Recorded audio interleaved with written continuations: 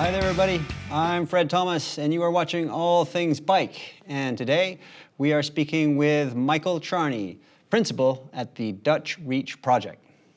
Michael, welcome to the show. Thank you very much. Thanks for having me. Anytime. Well, tell us the mission of the Dutch Reach Project. Dutch Reach Project was devised in order to promote a almost forgotten or unknown method for opening car doors safely to avoid dooring by cyclists or other vulnerable road users. Exactly. All right. Well, to understand the Dutch Reach, we have to understand dooring a little bit. Explain what that is. Okay. So almost every cyclist knows what dooring is or should know what it is, just for their own safety. Dooring is when a motorist or an occupant, a passenger, throws open their car door, basically ambushes a bicyclist who's coming alongside, either in a designated bike lane, unfortunately placed right next to the cars that are parked, or a passenger pops out of an Uber or Lyft or taxi or just a friend's car and into a bike lane. Right. And then the bicyclist is coming along and kapow. Right. Either it's kapow and then they're knocked down, knocked off course, crash, or they veer almost reflexively, may lose control, may bike on safely, or may end up on the ground, on the pavement, and in danger of being run over. Right. So it's a very serious type of accident. Actually, most of them are relatively minor, but about a fifth, at least, and in some places much more, end up requiring medical attention. Right. Sometimes serious medical attention. It can be a life-altering event. And then there are some fatalities, and it was a fatality which got me started. Yeah. Well, tell us about that. I mean, I know that there was a woman named Amanda Phillips, and she was from Cambridge. Explain your connection to her. Well, I lived about 5 blocks from Inman Square, a very dangerous intersection, a confluence of 7 directions, and a very frightening intersection. And she came through it and cut a corner, came around, and behind a parked car that had its door open, or was thrown open at that moment. She veered or hit it. To me, it's not clear. Ended up on the ground, on the pavement, run over by a landscaping truck and killed. Oh, no. 27-year-old nursing student, barista, very dearly loved by her community. I've been a bicyclist since youth, since childhood, and since about 1990, I stopped buying cars. Oh, really? Good for you. I had one car that lasted until that year it self-imploded or burned up. And at that point on, I've been a cyclist. Wow. And so very concerned increasingly about safety as I get older. I'm now in my early 70s. Well, you look very well for starters, and congratulations on cutting the cord on your car. And it's hard for me to understand how you can do that. And give us a sense of what's involved. I mean, that's a real commitment to say goodbye to the car and get around entirely on bicycle. Just give us a sense, for example, how you got to Portland without a car. I came by the Downeaster, delivered me to the transportation center, and I walked from there. But you rode your bike to the... I rode my bike to North Station in Boston. Right. And you're able to do the groceries and I do the groceries. I go to my dentist down in Dedham. I bike for recreation as well. I do all my errands that way, pretty much. So, we rent a car, and we go on vacation. Right, okay. And we carry the bikes with us. All right, that makes sense. So dooring is something that you deal with almost on a daily basis. Have you ever been doored? I've never, so there's dooring, which you get the collision or the crash, and then what I call the near door experience, which are very common. And I've had multiple of those. Well, talk about a near dooring experience. About 3 weeks ago in evening, I was coming through Harvard Square, filtering, which is going between stopped cars and parked cars, right into the square there, and there was probably an Uber or something, and a woman pops out in front of me. But I was going slowly. Right. I mean, if anything this project has done, this made me hyper alert and cautious in those kinds of situations. Though the standing rule is stay out of the door zone. Yeah. But when you're filtering, you've got doors on either side. And when you're in a retail area, or other kinds of special places where people are getting in and out of the cars, you have to be very cautious. Right, right. Yeah, I mean that's true even when you're riding recreationally out in the countryside, I imagine. But what about statistics? I mean, do you have a sense of what the dooring situation is in Boston? Well, in Boston, there have been two studies. 2002, there was the Boston Messengers study, which showed that something like 16% of their crashes were doorings, and that would be combined. That'd be about a third of all car-bike collisions, and Right. if you think that half of all crashes roughly are Yeah. solo events, and half are involved of motor vehicle. Right, right. Then, So 1/6 of all the crashes basically were doorings. right. So That were reported, that ended up in hospital or reported to the police. The numbers that were not, and this makes statistics very difficult, is that they're not tallied. Poor reporting by police. Many places don't have good standard.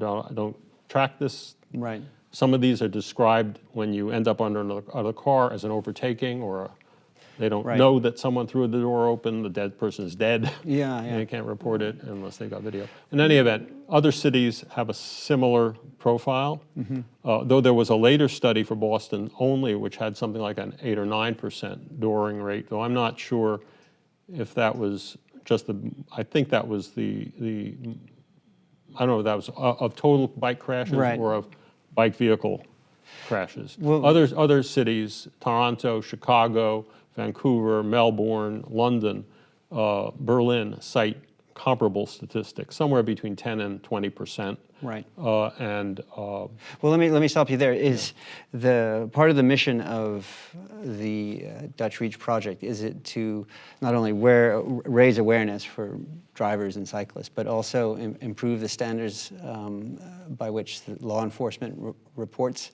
No, these? well, I'm not engaged in that part. I know that people are working to get a very good quality standard. So when the police check off what kind of a crash occurred, they actually talk about bicycles and they understand what a dooring is, and they don't attribute the blame to the cyclist. Doorings are one of the crashes which predominantly are driver or passenger responsibility, not the cyclist. Not the cyclist, right. Another responsibility can be apportioned to the city or town that has put bike lanes to the side. And then there's the whole expectation that bicyclists be edge riders and stay out of the way, out of the path, so the automobiles have right of way all the time, and you don't want to be out in the Right. middle of the lane. On the other hand, that's really where you often need to be, Right.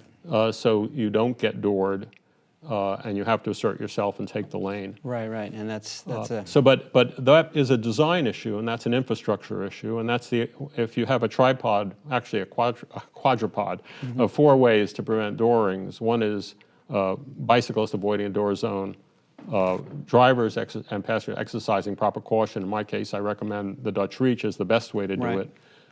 Infrastructure improvements, and then manufacturers of automobiles providing radar sensing and so forth. right. Now there are, Well, but let me stop you there. What about the Dutch Reach? Give us, you've explained the mission, but give us a demonstration of what it Sure, is exactly. Sure. 'Cause Well, let me it's not quickly familiar. say that when Amanda was killed, the Boston Globe reported it, and that afternoon or late that night, I was read in the comments after the report, the initial report, someone wrote, well, in Holland, they open their cars differently.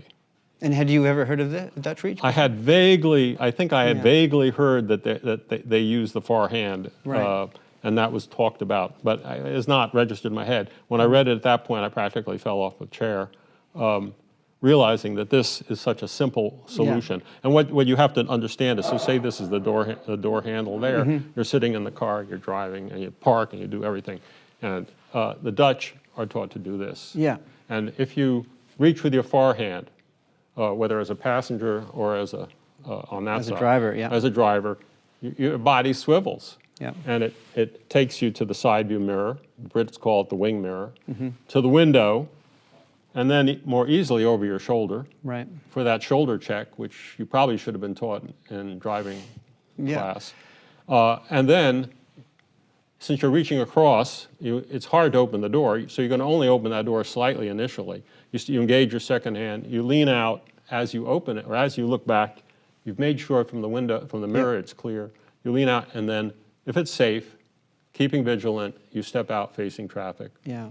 And that would be it. And the main thing is, besides it does the double. It does the mirror, and it does the direct view back, and a clear view back direct, because the B pillar, which is that pillar behind your ear in the car, is no longer obstructing. When you lean out slightly, and the door isn't fully open, you can't fling the door with your arm. You can't kick it all the way open. Yeah. Right. So let's take a look at some of the videos that show how the Dutch reach is explained by the transportation agencies.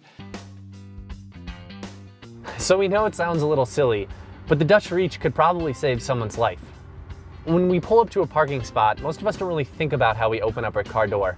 We put our car in park, we turn it off, and we usually open it with our left hand, not really looking out or behind us. But what the Dutch reach is it's a movement where you reach over with your right hand instead of your left, which will force your body, your upper body, to turn around and look for oncoming cyclists. At the very least, you're gonna look in your rearview mirror.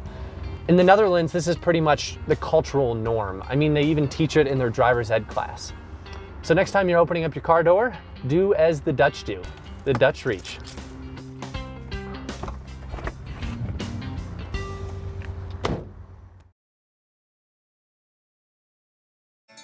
To prevent hitting a cyclist with a car door, drivers should use their right hand to open the door, which forces them to look back over their shoulders so they can see people approaching on bicycles. Passengers should do the same using their left hands in case someone is riding a bicycle to the right of the vehicle. This simple safety procedure is an important step in keeping our roads safe. Remember, scan the street for wheels and feet. Michael, Yes. explain what did it take to get the MDOT to produce that video about the Dutch reach? I mean, the animation. The animation one. Right. So in December, I had of 2016, I had called and finally established contact with the director of licensing at Massachusetts DOT, RMV, Registry of Motor Vehicles. Had a very good conversation with him, talked him through the Dutch reach, and he bought it. Wow. He even said, yeah, I think we could do this, but it'll take some time. And it turns out it took about 8 months, or no, actually 6 months from that point. And in May 31st of 17, they launched. They added it to their revised driver's manual, and they produced 2 videos. One was two guys from DOT pretending, going through the motions, one a bicyclist, one in the car, very friendly, you know, Joe and Ed, you know, and one's a bicycle. That was great. And they produced this animation as well as part of a series, Scan the Street for Wheels and Feet, which is one of their campaigns. And now the Dutch reach is in the manual in Massachusetts, and Massachusetts is one of the only states. No, right? well, it's since been also put into Pennsylvania, Illinois, and state of Washington. Oh, that's and Michigan and Minnesota have arrangements, the bike organizations there, the state bike organizations, have arrangements with the DOTs of those states to prepare curricula that include the Dutch reach. Great. And then how did Outside Magazine get a hold of it? Because that's that was a puzzle to me. Yeah. So my project came to light in a newspaper article in Boston Globe, September the 8th or so, 2016. After I had sent Dutch Reach haiku to several police departments. Somerville Police Department put it up on a mobile electronic traffic sign, and a newspaper reporter, Steve Vanier, saw it, contacted me that next day, and the day after that he ran a story. That story was picked up by Outside Magazine, unbeknownst to me, and 8 days later, they've got a video. Or 10 days, 10, 12 later, on the 19th, they had a video up on their website. And since that's the one, the Dutch Reach Safe for Work has now been seen by 3.17 million people. Great. Now, wait, can you remember the haiku? Can you do that for us? Safer to open, car door with far hand. And they did another version, reach, twist, look, Dutch Reach. There you go. Yeah. Great. Well, let's take a look at the other videos that are out and on your website about the Dutch reach.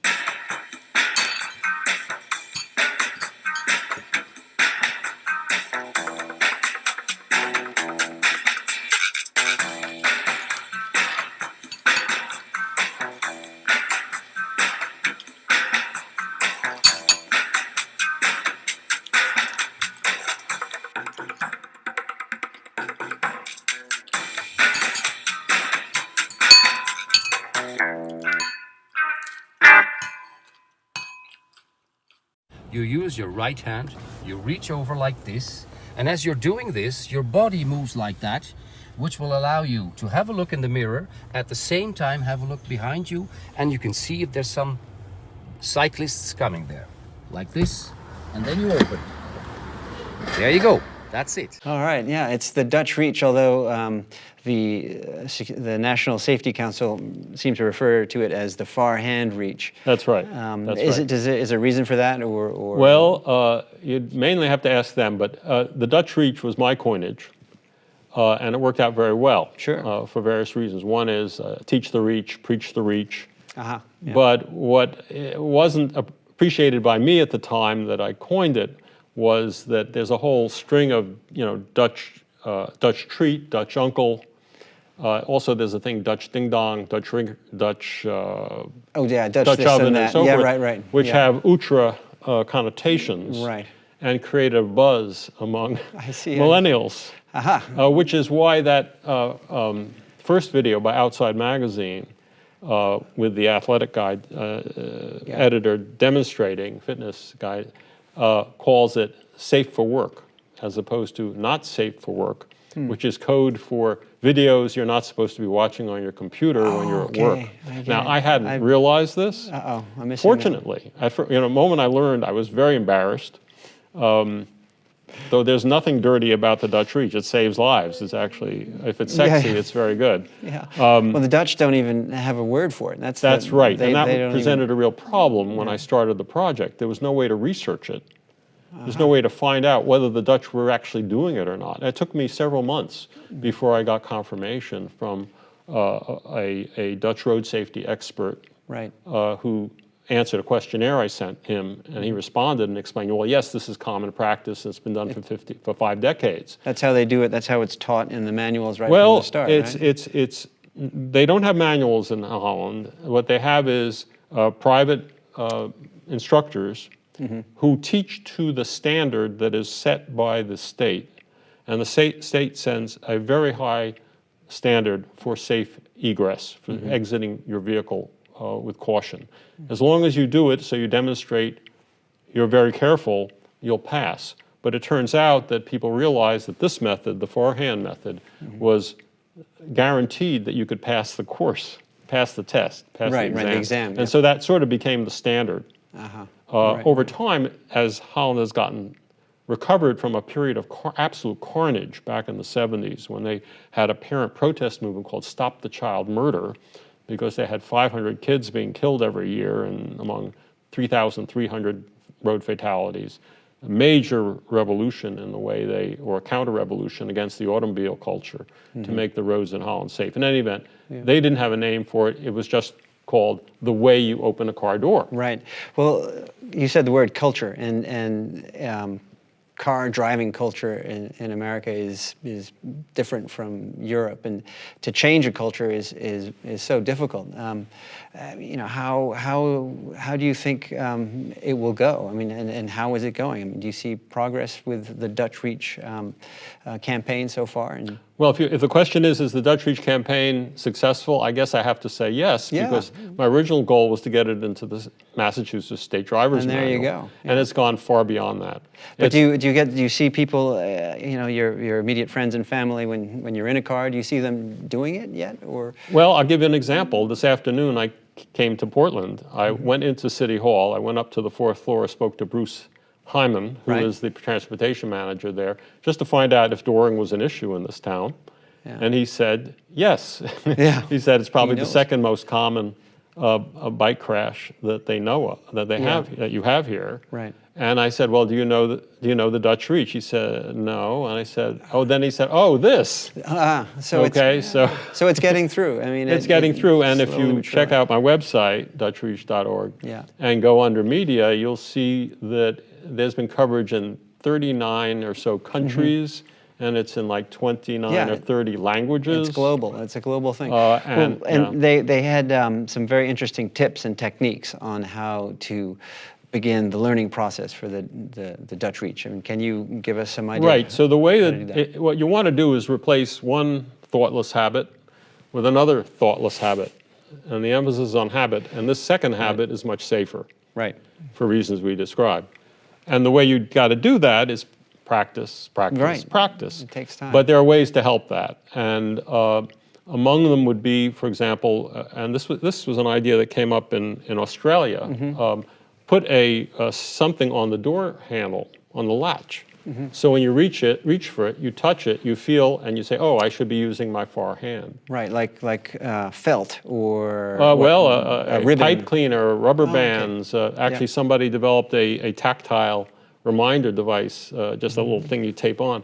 But you could do anything, or to hang I got a picture on my website of someone who hung an orange shoelace.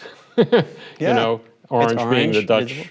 color. Ah, okay, yeah. And other people put ribbons on Yeah. or little sticker notes or something. Right. And I've got lots of graphics on the website which you can download and then use to send to a print shop and have them print up stickers. I have been trying to train myself, and it's been about a month, and I'm getting there. Yeah, so one thing is in your driveway or in a safe place, just practice it 5 times, put a mantra, put something into your head to remind yourself when you reach for the ignition or whatever, to just say Dutch reach and then Right. look.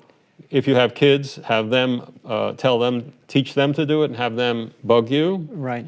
And become an ambassador yourself and just Yeah. keep telling other people about it. Ask them the question, do you know what the Dutch reach is? Okay, so and they'll that's- usually say, what? And then you have an opportunity. And then as you become an ambassador for it, you will help Yeah, spread the no, word. And that's- you'll then start feeling guilty if you don't do it. No, that's good. All right. Well, I'll make a note of that. And just Oh, and there's one last thing. yeah, what's that?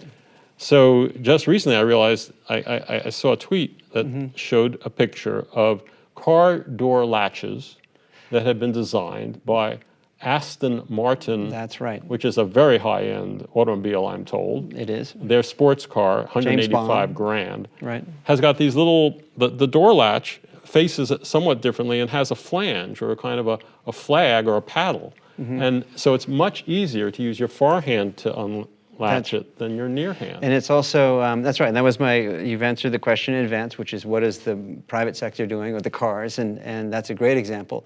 And regarding that latch, it's actually also a little bit lower on the door. So that, you might find that some car latches, at least in Subarus, are up here. The Aston Martin one is much further down here. So it's hard to get from the top of the wheel down here. You've been in an Aston Martin Vantage? I'm looking at the interweb all day. And no, I wish. Well, yeah, But I wish not. Yeah, well. That is positioning it. I thought, well, That's maybe right. if we put it closer to the body, then it'd be very hard to do. But then older people who can't twist that Yeah, easily. So there are considerations. In any event, this is a But definite advance. it seemed to me it's the private sector doing something about it. Well, and- that's something, again, like the Dutch Reach itself, it's simple, Yeah. it's low tech. It's no tech. It costs, it's going to cost them not too much to Yeah. redesign their door latch handle. You asked what other companies can do. Ford is teaching it down in Australia Okay. in their novice driving program they have once a year. Right. Kia is got a nice video that demonstrates it. Some insurance companies have backed it now. Great. Of course, some driving ed schools Yeah, are into it as well. No, that's great. I mean, it's progress, and we have you to thank. And thank you for doing that. And it's going to save lives. It's been a collective effort. I mean, Yeah. I set it up so the site would be a clearinghouse. Right. And I found examples, actually, that predated my naming it and my deciding to market it, basically, as the Dutch Reach. It had been started percolating across the Atlantic and across the Pacific about 10 years ago. But, it didn't have a good name. It didn't have anyone spending a lot of time just pushing it out. I know. Well, So. that's great, Michael. Well, thanks so much for doing it, and thanks for coming down and telling us about it. And I look forward to seeing it become standard practice. Well, if people help, we can get it there. Okay. All right, everybody. That was Michael Charney, the principal at the Dutch Reach Project. And you can go to his website, dutchreach.org, and find a lot of media, both video, written, about what the Dutch Reach is and how to do it and how to remember how to do it. It's a great website. That's all we got time for right now. Thanks so much for watching. We'll talk to you again soon.